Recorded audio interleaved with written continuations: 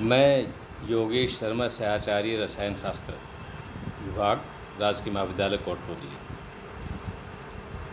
आज हम स्टडी करेंगे ऊष्मागति की। तो सबसे पहले ऊष्मागति की परिभाषा देख लें आप।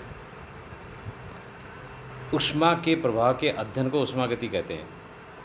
ये एक गणितीय विज्ञान है जिसके अंतर्गत ऊष्मा का ऊर्जा के अन्य रूपों के साथ मात्रात्मक संबंधों का अध्ययन किया जाता है। अर्थात किस प्रकार से एक ऊर्जा यांत्रिक ऊर्जा में, विकिरण ऊर्जा में, विद्युत ऊर्जा में, रासायनिक ऊर्जा में रूपांतरित की जा सकती है। ऊष्मागति के नियम किसी सिद्धांत पर आधारित नहीं है, बल्कि मनुष्यों के अनुभव पर आधारित है। ऊष्मागति एक एग्जैक्ट साइंस है क्योंकि इसको सत्यापित किया जा सकता है। तो सर्वप्रथम आइए देख लें, हम स्टडी करते हैं ऊष्मागति के नियमों की। ऊष्मागति का प्रथम नियम, जिसे हम शून्य नियम के नाम से भी जानते हैं, जीरोथ लॉ। ये नियम बहुत ही महत्वपूर्ण भी है और आसान सा भी है। मान लीजिए 3 वस्तुएं हमारे पास, ए, बी और सी। तो इस नियम के अनुसार अगर ए वस्तु का तापमान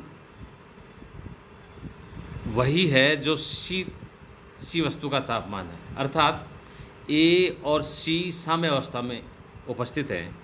सिमिलरली अगर जो सी का तापमान है वही बी का है, अर्थात बी, ए और बी वस्तुएं परस्पर सी के साम्य अवस्था में हैं, तो हम कह सकते हैं कि ए और बी दोनों वस्तुएं भी साम्य अवस्था में होंगी, है।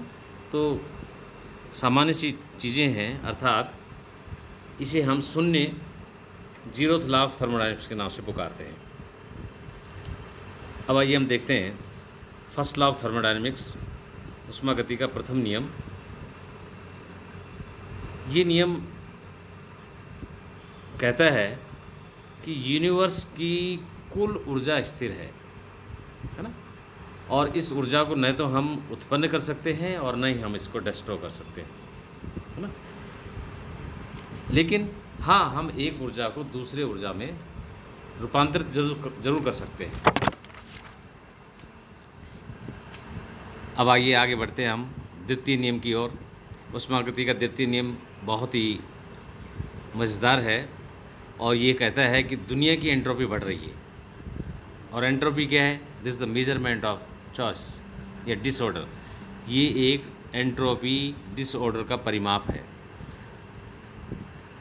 ऊष्मागति के बहुत सारे रूप हैं द्वितीय नियम के।